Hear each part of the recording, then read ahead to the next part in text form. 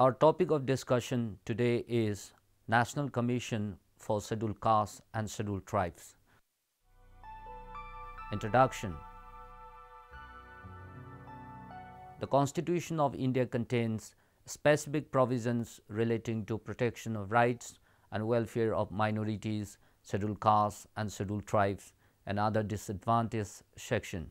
The Union government in this regard by law constituted several commissions to look after the implementation of special safeguards and welfare measures for these categories of people. Since independence, Union government has provided a variety of benefits, protections and programs for scheduled castes and scheduled tribes, including reservation of seats in legislature, places in educational institutions and posts in government departments. The constitutional basis for establishment of the National Commission for Scheduled Castes and Scheduled Tribes are found in the Articles 338, 339 and 341 and 342 of the Constitution. Under Article 338, President is mandated to appoint a special officer to investigate and report on the working of the safeguards provided in the Constitution for scheduled castes and scheduled tribes. Article 339 says that President may at any time at the expiry of 10 years from the commencement of the Constitution shall appoint a commission for the welfare of the scheduled tribes. It is crucial to mention that there is no definition of scheduled castes and scheduled tribes in the Constitution. It only says under Article 342 that President is empowered to draw up a list in consultation with the governor of its state, subject to revision of such lists by Parliament. Evolution of the National Commission for Scheduled Castes and Scheduled Tribes. Originally, Article 338 of the Constitution provided for the appointment of a special officer for scheduled castes and scheduled tribes to investigate all matters relating to the constitutional safeguards for scheduled castes and scheduled tribes and reports to the President on their working. In 1978, the Government of India, through a resolution, set up a non-statutory multi-member commission for scheduled castes and scheduled tribes. The officer of Commissioner for Scheduled Castes and Scheduled Tribes also continued to exist. In 1987, the government through another resolution modified the function of the commission and renamed it the National Commission for Scheduled Castes and Scheduled Tribes. Later, the 65th Constitutional Amendment Act of 1990 provided for the establishment of a high-level multi-member National Commission for Scheduled Castes and Scheduled Tribes in the place of a single special officer for Scheduled Castes and Scheduled Tribes, and the commission set up under the resolution of 1987. Again, the 89th Constitutional Amendment Act of 2003 bifurcated the Combined National Commission for Scheduled Castes and Scheduled Tribes into two separate bodies, namely National Commission for Scheduled Castes under Article 338 and the National Commission for Scheduled Tribes under Article 338A. The separate National Commission for Scheduled Castes came into being in 2004. It consists of a chairperson, a vice chairperson and 3 other members. They are appointed by the President by warrants under his hand and seal. Their condition of service and tenure of office are also determined by the President. Functions of the Commission.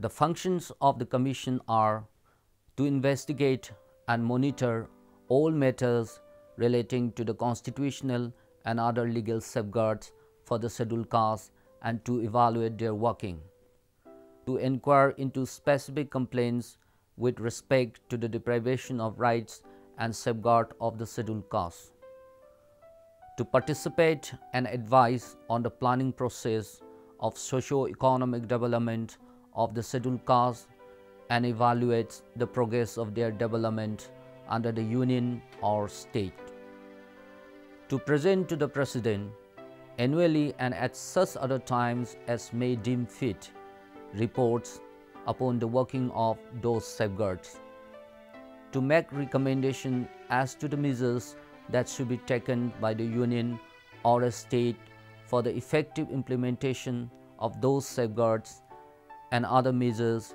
for the protection, welfare and socio-economic development of scheduled castes, and to discharge such other functions in relation to the protection, welfare and development and advancement of the scheduled castes as the President may specify. Report of the Commission. The Commission presents an annual report to the President. It can also submit a report as and when it thinks necessary. The President places all such reports before the Parliament along with a memorandum explaining the action taken on the recommendation made by the Commission. The memorandum should also contain the reasons for the non-acceptance of any such recommendation. The President also forwards any reports of the Commission pertaining to a state government to the state governor. The governor places it before the state legislature along with a memorandum that should explain the action taken on the recommendations of the Commission. The memorandum should also contain the reasons for the non-acceptance of any such recommendations. Powers of the Commission. The Commission is vested with the power to regulate its own procedures. The Commission, while investigating any matter or inquiring into any complaint, has all the power of a civil court trying a suit, and in particular in respect of the following matters: summoning and enforcing the attendance of any person from any part of India and examining him on oath, requiring the discovery and production of any document, receiving evidence on affidavits, requisitioning any public record from any court or office, issuing summons for the examination of witnesses and documents, and any other matter which the President may determine. The central government and the state governments are required to consult the Commission on all major policy matters affecting the scheduled castes. The Commission is also required to discharge similar functions with regards to other backward classes, that is OBCs, and the Anglo-Indian community as it does with respect to the scheduled castes. In other words, the Commission has to investigate all matters relating to the constitutional and other legal safeguards for the OBCs, that is other backward classes, and the Anglo-Indian community, and report to the President upon their working. National Commission for Scheduled Tribes. Like the National Commission for Scheduled Castes, the National Commission for Scheduled Tribes is also a constitutional body in the sense that it is directly established by Article 338A of the Indian Constitution, inserted by the Constitution 89 Amendment. The separate National Commission for Scheduled Tribes came into existence in 2004 consequent upon the passing of 89th Constitutional Amendment Act 2003. Composition of the Commission. The National Commission for Scheduled Tribes is a multi-member constitutional body. It consists of a chairperson, a vice chairpersons, and 3 other members. They are appointed by the President by warrant under his hand and seal. Functions of the Commission.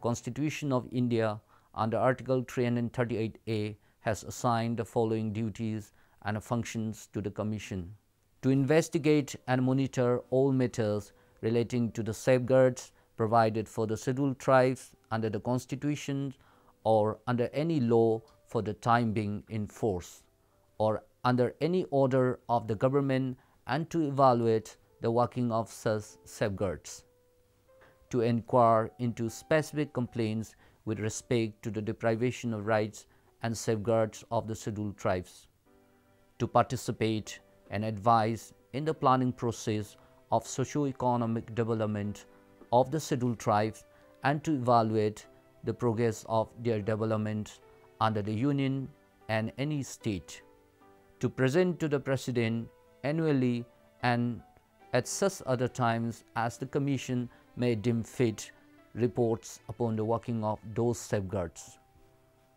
to make in such reports recommendations as to the measures that should be taken by the Union or any state for effective implementation of those safeguards and other measures for the protection, welfare and socio-economic development of the scheduled tribes, and to discharge such other functions in relation to the protection, welfare and development and advancement of the scheduled tribes as the President may, subject to the provision of any law made by Parliament by rule specify.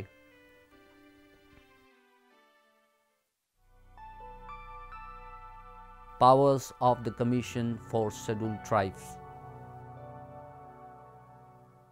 While investigating the matters referred to in subclause A, to inquire into any complaint referred to in subclause B of clause 5, the Commission have all the powers of a civil court trying a suit, and in particular in respect of the following matters: summoning and enforcing the attendance of any persons from any part of India and examining him on oath, requiring the discovery and production of any documents, receiving evidence on affidavits, requisitioning any public record or copy thereof from any court or office, issuing summons, communications for the examination of witnesses and documents, any other matter which the President may by rule determine.